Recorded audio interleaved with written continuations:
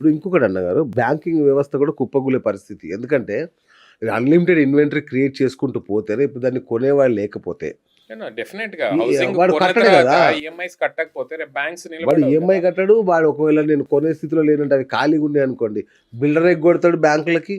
అంటే మేమే చూస్తున్నామండి. యెస్. ఇంతకుముందు ఆన్ టైమ్ పే చేసే వాళ్ళు ఉండేవాళ్ళు. ఒక అవును. ఇల్లు కొంటే ఫేజ్డ్ పేమెంట్‌లో ఎవ్రీ 3 మంత్స్, 4 మంత్స్ 10% ఇన్‌స్టాల్‌మెంట్స్ టైమ్‌కి కట్టేవాళ్ళు. యెస్. ఈ మధ్య అబ్జర్వేషన్ చూస్తున్నాం. చాలా మంది లేట్ చేస్తున్నారు పేమెంట్‌లు చేయడం. హ్మ్. ఈఎంఐ కట్టడం కూడా లేట్ అయితుంది. దానికి మళ్ళీ వాళ్ళు ఎగ్జాక్ట్‌లీ. ఇంట్రెస్ట్‌లు పే చేస్తున్నారు. చూడండి. ఇలాంటి ఈ మధ్య చూస్తున్నాం. లాస్ట్ 1 చూడండి. ½ ఇయర్. ఎందుకు reason? Because of the affordability again. Correct. So ఇది కొంచెం ప్రమాదకరమైన స్థితికి చేరుకుంటే మాత్రము డెవలపర్స్ ఇబ్బంది అవుతుంది, అవును. ప్రజలకి ఇబ్బంది అవుతుంది. ఫైనల్ గా గవర్నమెంట్ కి వచ్చే ట్యాక్సెస్ కూడా రావు. గవర్నమెంట్ కి ట్యాక్సెస్ రాకపోతే మళ్ళీ ఇన్ఫ్రాస్ట్రక్చర్ రాదు. మళ్ళీ సో ఇవన్నీ కూడా ఇంటర్ రిలేటెడ్. వీటన్నిటి మీద గవర్నమెంట్ ఫోకస్ పెట్టి ఒక రెగ్యులేటరీ నియంత్రణ అనేది కంపల్సరీ చేయకపోతే ఇట్లా ఆక్షన్లు చేసుకుంటూ వెళ్ళారనుకోండి ఫ్యూచర్ లో డెఫినెట్ గా ఇది ఇబ్బందికరమైన వాతావరణమే ఓవరాల్ కదా! సిస్టమ్ కి.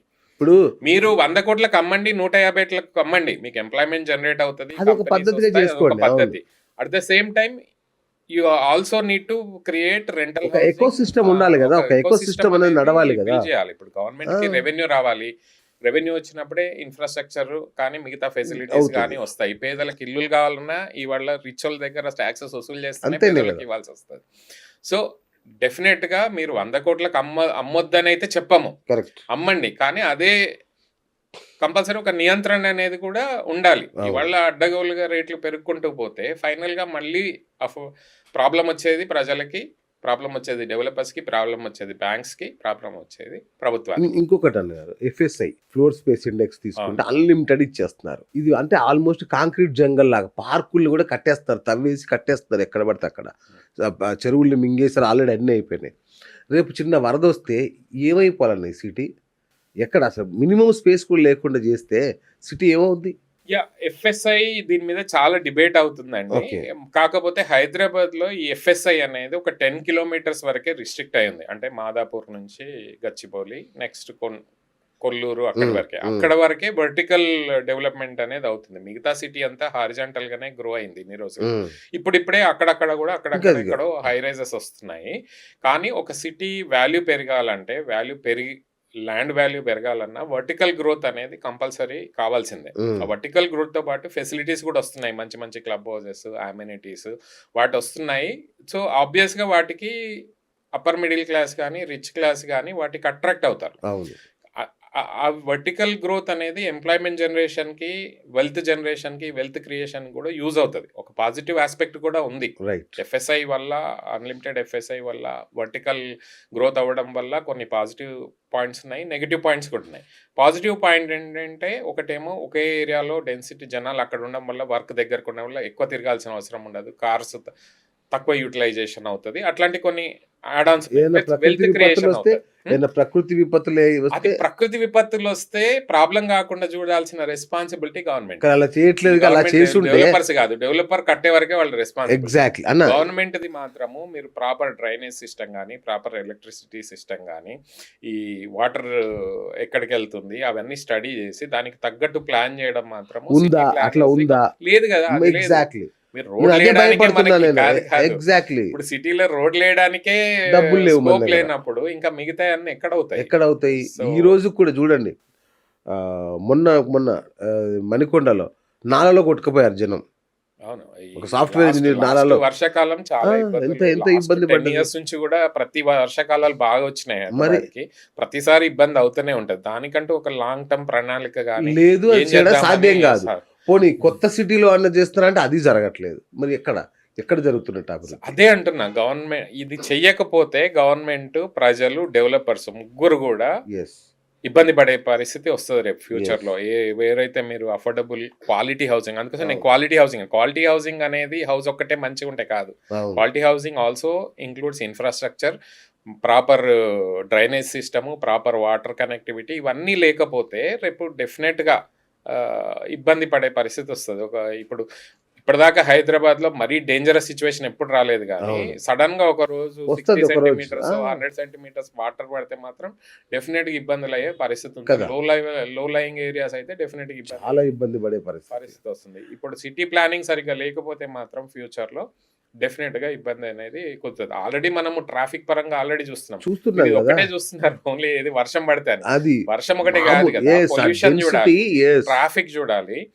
ట్రాఫిక్ చూస్తే మీరు మార్నింగ్ రింగ్ రోడ్ మీద కూడా ఇవాళ ట్రాఫిక్ జామ్ మార్నింగ్ ఆఫీస్ నేను ఆ మధ్య చూస్తున్నా, ఈ 6 నెలల నుంచి గమనిస్తుంటే మన ఓఆర్ఆర్ మీద ట్రాఫిక్ జామ్లు అవుతున్నాయి. నంబర్ ఆఫ్ కార్స్, సిటీకి మైగ్రేషన్ ఎక్కువైంది, Yes. సిటీలో వెల్త్ క్రియేట్ అవుతుంది, సిటీలో నంబర్ ఆఫ్ కార్స్ ట్రాన్స్పోర్టేషన్ పెరిగినప్పుడు ఆబ్వియస్గా దానికి తగ్గట్లు రోడ్లు బిల్డ్ చేయట్లేదు. రోడ్లు బిల్డ్ Exactly. చేయనప్పుడు ట్రాఫిక్ పెరుగుతుంది, ట్రాఫిక్ పెరిగినప్పుడు టైం వేస్ట్ అవుతుంది, టైం వేస్ట్ అయితే మళ్ళీ గవర్నమెంట్కి వెళ్ళాలి. అంతే కదా. సో ఇవన్నీ కూడా ఇంటర్ రిలేటెడ్. మీరు Exactly. అందుకోసమే గవర్నమెంట్ గచ్చిబౌలి నుంచి జూబ్లీ చెక్ పోస్ట్ రావడానికి ఎంత టైం పడుతుంది గారు? ఆఫీస్ పీక్ అవర్స్ లో అయితే 1.5 hours 2 hours లో ఎంత too much.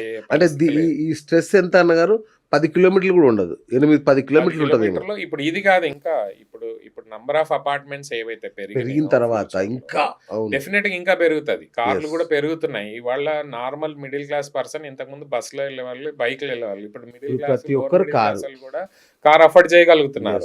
So number of cars పెరిగినప్పుడు డెఫినెట్ గా సిటీకి ఇన్ఫ్రాస్ట్రక్చర్ రిక్వైర్మెంట్ అనేది డెఫినెట్ గా ఉంటుంది. మీకు ఆల్టర్నేట్ రూట్స్ ప్రొవైడ్ చేయాలి, పెద్ద రోడ్లు ప్రొవైడ్ చేయాలి, ట్రాఫిక్ సిస్టమ్స్ మారాలి, ఆటోమేటెడ్ చేసుకోవాలి, ఆర్టిఫిషియల్ టెక్నాలజీ వాడుకోవాలి. ఇవన్నీ వాడకపోతే గవర్నమెంట్ ఆ దిశలో మనం చర్యలు తీసుకోకపోతే ఎవ్రీడే అందరికి టార్చరే ఉంటుంది కదా.